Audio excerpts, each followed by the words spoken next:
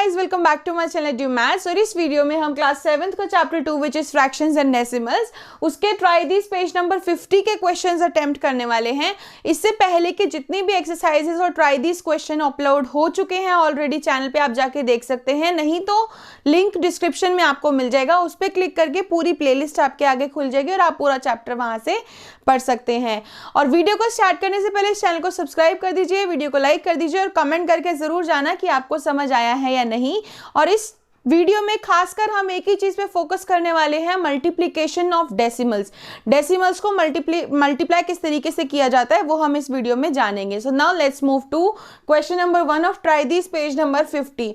So question number 1 is find, हमें 3 questions given है, तीनों में हमें मल्टीप्लिकेशन करनी है और डेसिमल्स है। तो डेसिमल जब भी हो उसकी मल्टीप्लिकेशन करते टाइम आपको एक चीज का ध्यान रखना है, बहुत ही सिंपल चीज है, बहुत सिंपल कंसेप्ट है, इसको इजीएस्ट वे में करके मैं आपको बताऊंगी। सी 2.7 इंटू 4, 2.7 को 4 से मल्टीप्लाई करना है तो क्या करेंगे। अब आप सोचेंगे डेसिमल कैसे पुट करना है, जिनको नहीं आता अभी तक, तो आप एक काम कीजिए, 2.7 को लिखिए और जैसे हम मल्टीप्लाई करते हैं ऐसी फॉर्म में इसको लिख लीजिए। नाउ 4 7 28, 4 2 8 9 10, आपने मल्टीप्लाई करके आंसर निकाल लिया, फाइनल आंसर निकाल लिया। अब यहां तक आपको डेसिमल नहीं लगाना। अब आपका लास्ट स्टेप मल्टीप्लिकेशन करने के बाद जो आता है वो होगा आपका डेसिमल लगाने का। ठीक है, तो कैसे लगाएंगे, देखिए गिनिए कि डेसिमल कितने डिजिट के बाद है। पीछे से एक डिजिट के बाद डेसिमल है, पीछे से एक डिजिट के बाद डेसिमल आता है, तो जब आंसर में भी पीछे से एक डिजिट के बाद डेसिमल लगा दीजिए। यानी कि 2.7 डेसिमल के बाद एक डिजिट है, आंसर में भी डेसिमल के बाद एक ही डिजिट है, तो इसका आंसर होगा 10.8। बहुत सिंपल है।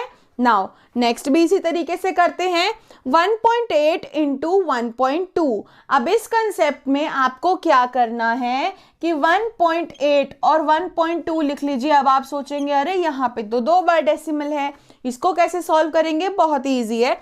आप फिलहाल पॉइंट को भूल जाइए, अब सिंपल इसकी मल्टीप्लिकेशन कीजिए। 2 8 16, 2 1 2 3, मल्टीप्लाई 1 8 8, 1 1 1। अगेन अब इनको ऐड करते हैं, 8 9 10 11 देन 2 216 आंसर आ गया। अब क्वेश्चन में वापस से डेसिमल लगा दीजिए, लगा दिए। अब हम गिनते हैं डेसिमल के बाद कितने डिजिट हैं। देखो यहाँ डेसिमल के बाद एक डिजिट है 1, फिर इस डेसिमल के बाद एक और डिजिट है, यानी कि टोटल डेसिमल के बाद कितनी डिजिट हो गई, 2 डिजिट्स, एक ये और एक ये। ठीक है, हमें यही काउंट करना है, चाहे ऊपर नीचे डेसिमल के बाद जितनी भी डिजिट आ रही हैं वो हमें काउंट करनी है। 2 डिजिट आ रही हैं तो पीछे से 2 डिजिट छोड़ के आप डेसिमल लगा दीजिए और आपका आंसर आ गया 2.16। बहुत सिंपल है। Now last part, 2.3 multiply by 4.35।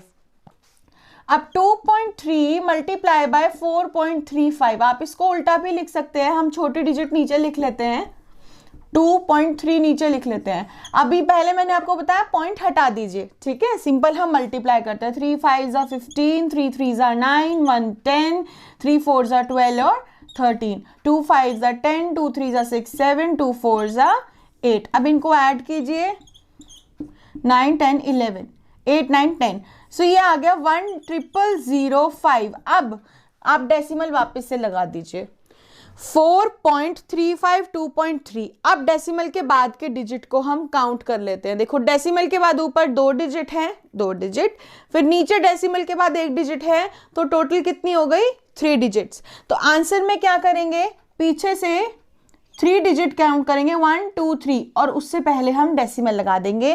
That means answer क्या हुआ, 10.005। तो 10.005, दिस इज द आंसर। बहुत सिंपल कंसेप्ट है। डेसिमल के बाद जितनी भी डिजिट्स हैं ऊपर नीचे एक साथ काउंट कीजिए, 1 2 3, और आंसर में पीछे से उतनी ही डिजिट के पहले आपको डेसिमल लगा देना है। बहुत सिंपल कंसेप्ट है।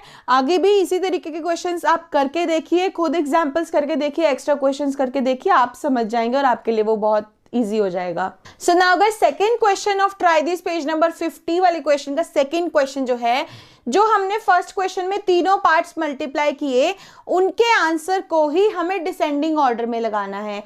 यानी कि फर्स्ट क्वेश्चन में जो आंसर्स आए हैं, सेकंड क्वेश्चन में हमें उन आंसर्स को डिसेंडिंग ऑर्डर में लगाना है। उसके लिए हमें क्या करना होगा, कंपेयर। सो हम डिसेंडिंग ऑर्डर का मतलब क्या है, सबसे पहले सबसे बड़ा नंबर आएगा, फिर उसके बाद छोटा, फिर उसके बाद सबसे छोटा, ये होता है डिसेंडिंग ऑर्डर। सो अब देखिए 10.8, 2.16, 10.005। सबसे पहले देखो, मैं यहाँ पे आपको लिख के बड़ा बड़ा दिखाती हूँ, काफी अच्छे से समझ आ जाएगा उससे आपको।